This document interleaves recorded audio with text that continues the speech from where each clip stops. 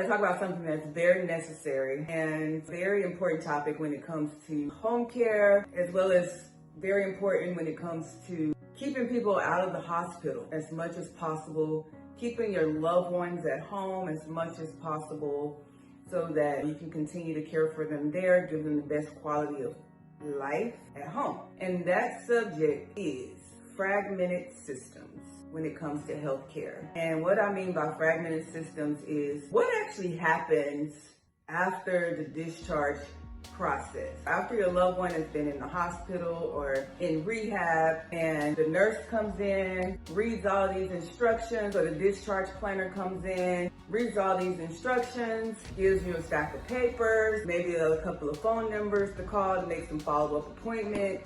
What happens? Do people actually really go home, remember all of that, and do all of that? Sometimes they don't remember most of the instructions.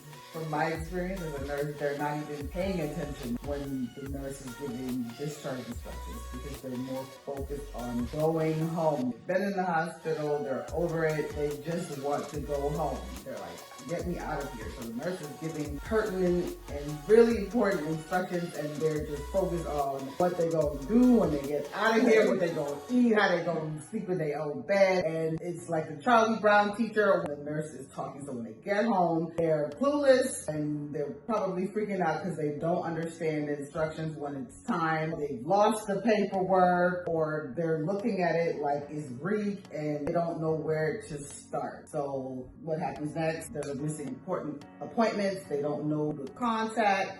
Once you leave the hospital, it's not so easy sometimes to get in touch with the doctors. They're transferring you to the wrong unit, the wrong department, and you can't get your questions answered as far as what specialists you need to follow up with, and care gets missed, and then you're back at the hospital. Very true, everything you said. And not only that, the whole deal, it's a lot of instructions, and sometimes it can fall through the cracks, when people are illiterate, or if they don't have an advocate, or if they speak another language, because I don't even know how often hospitals actually have a translator that comes in there in some places.